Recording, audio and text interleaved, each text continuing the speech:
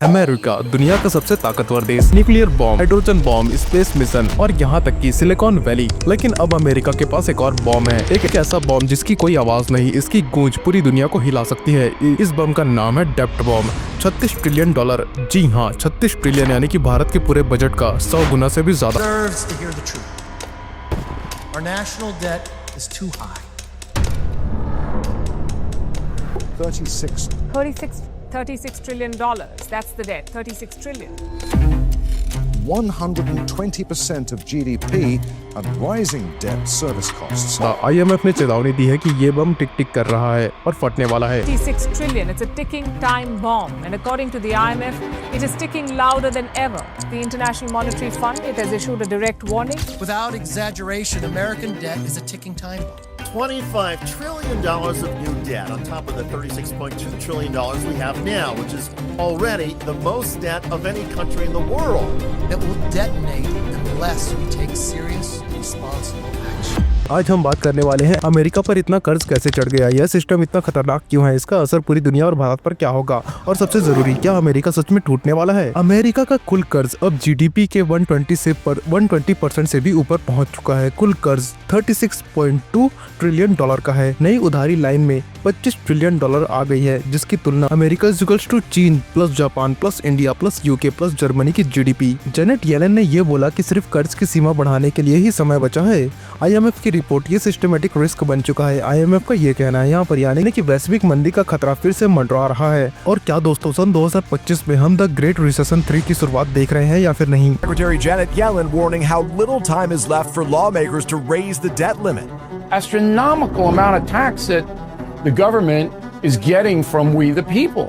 We are at the beginning of a very classic late big. America की अगर व्यवहार की बात करें तो अब वो जेन जी जैसा हो गया है। कमाई 3,000, खर्चा 20,000। हर साल अमेरिका $1 ट्रिलियन से भी ज्यादा डिफेंस, शांति और बाहर के प्रोजेक्ट में उड़ा देता है। अमेरिका का डिफेंस खर्च अकेले $800 बिलियन का है, बाकी के 10 देशों के टोटल खर्चे से भी ज्यादा। लेकिन अफगानिस्तान जैसे देशों में ये failure, Covid relief, infrastructure, subsidy सब खर्च हो गया, लेकिन कमाई नहीं बढ़ रही है। अमेरिका में टैक्स कटौती ने अमीरों को और भी अमीर बनाया। आंकड़े के अनुसार सबसे गरीब 20% को सिर्फ 3% टैक्स कटौती, सबसे अमीर 20% को 65% टैक्स कटौती। और यहाँ पर रोनाल्ड रेगन का सपना यह है कि अमीरों पर टैक्स घटाओ, पैसा नीचे खुद जाएगा। Put a big tax on something, the people will produce less of it. So we cut the people's tax rates, and the people produced more than ever before. लेकिन असल में पैसा ऊपर ही ऊपर फंसा रहा है। कम टैक्स, कम रेगुलेशन इज इक्वल्स टू अमीरों को प्रोत्साहन। इसका नतीजा यहाँ पर यह होता है कि एलोन मस्क और जेफ बेजोस की संपत्ति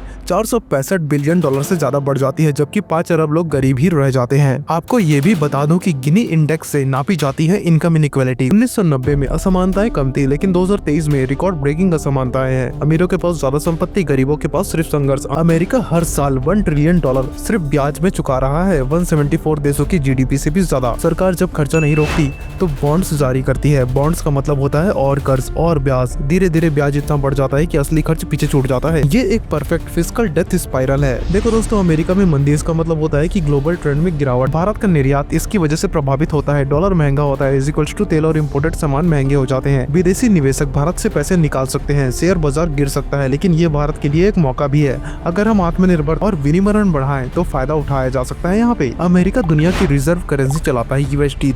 तेल व्यापार, गोल्ड, ग्लोबल ट्रेंड सब कुछ डॉलर में होता है, और यही कारण है कि अमेरिका छापता है पैसा और असर पूरी दुनिया पर पड़ता है। लेकिन अब ब्रिक्स देशों ने डॉलराइजेशन की शुरुआत कर दी है, यानी कि रूस और चाइना का ट्रेड युआन में होगा, ब्राजील और चीन का ट्रेड लोकल करेंसी में होगा। डॉलर की ताकत कमजोर होते ही अमेरिका के लिए उधारी लेना महंगा हो जाएगा। अगर USD पर से दुनिया का भरोसा उठा तो डेप्ट क्राइसिस प्लस करेंसी क्राइसिस साथ में आ सकते हैं सब कुछ। आपको ये भी बता दो कि चीन अमेरिका का सबसे बड़ा लेनदार है। US ट्रेजरी बॉन्ड में करीबन $800 बिलियन है। अगर चीन यहाँ पर इस बॉन्ड को अचानक से बेच देता है तो अमेरिका डॉलर की वैल्यू, दरें बेकाबू हो जाएंगी। अमेरिकन स्टॉक मार्केट क्रैश हो सकता है। ये एक इकोनॉमिक न्यूक्लियर ऑप्शन है। अमेरिका चाइना ट्रेड वॉर और जियोपॉलिटिकल टेंशन इसे और भड़का सकते हैं। अमेरिका की सरकार 65 से भी ज्यादा लोगों की हेल्थ और पेंशन स्कीम पर भारी पैसा खर्चा करती है। हर साल ये खर्च $1.5 ट्रिलियन से भी ज्यादा का होता है। अमेरिका की बूढ़ी होती आबादी इस खर्च को और बढ़ा रही है। बेबी ब्लूमर अब रिटायर हो रहे हैं, खर्चे आसमान छू रहे हैं, लेकिन टैक्स देने वालों की संख्या घट रही है। और ये सारी की सारी चीजें अमेरिका की कर्ज संकट को और भी जटिल बनाती है। अमेरिका में कर्ज की सीमा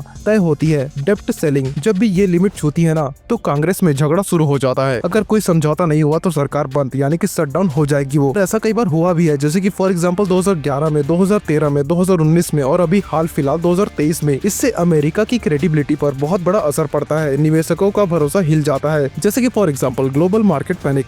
अमेरिका की ग्रोथ का बड़ा हिस्सा बिग टेक कंपनियों पर टिका हुआ है, लेकिन अब बहुत सारी टेक कंपनियों का भी ले ऑफ या फिर स्लो डाउन शुरू हो चुका है। 2022-2024 में मेटा, अमेज़न, गूगल, हजारों नौकरियां गई यहाँ से, यानी कि यहाँ से बहुत सारे लोगों को नौकरी से निकाल दिया गया। अगर ये सेक्टर हिला तो टैक्स कलेक्शन गिरेगा, इन्वेस्टमेंट कम होगी, इन्वेस्टमेंट बहुत ज्यादा कम हो जाएगी, न्यू जॉब्स का ग्रोथ रुकेगा। इसके साथ ही नास्डक बबल फूट सकता है, जिससे कि कर्ज का संकट और गहरा हो जाएगा। अमेरिका की इकोनॉमी का बहुत बड़ा हिस्सा वॉर कॉन्ट्रैक्ट और मिलिट्री इंडस्ट्री से जुड़ा हुआ है। हर बड़ी जंग जैसे कि for example Vietnam, Iraq, Afghanistan, Syria, इन सभी जगहों पर अमेरिका के खरबों डॉलर खर्चे हो चुके हैं। रेथॉन, बोइंग, इन सब कंपनियों ने मोटा मुनाफा कमाया है, लेकिन इसका फायदा अमेरिका की आम जनता को नहीं मिला। नतीजा, टैक्स पेयर का पैसा बर्बाद हुआ, इंफ्रास्ट्रक्चर जर्जर हुए, एजुकेशन और हेल्थ केयर बिगड़ गए और पीछे हो गए। और अमेरिकी जनता को कर्ज की बहुत बड़ी लत भी लगी हुई है। अमेरिका में जो कर्ज की लत लगी है ना, वो बहुत ही ज्यादा निंदनीय है। जैसे कि फॉर एग्जांपल स्टूडेंट लोन वहाँ पर मिलता है 1.7 ट्रिलियन डॉलर्स का, credit card loan 1.3 trillion dollar 2024 में रिकॉर्ड तोड़ हाई,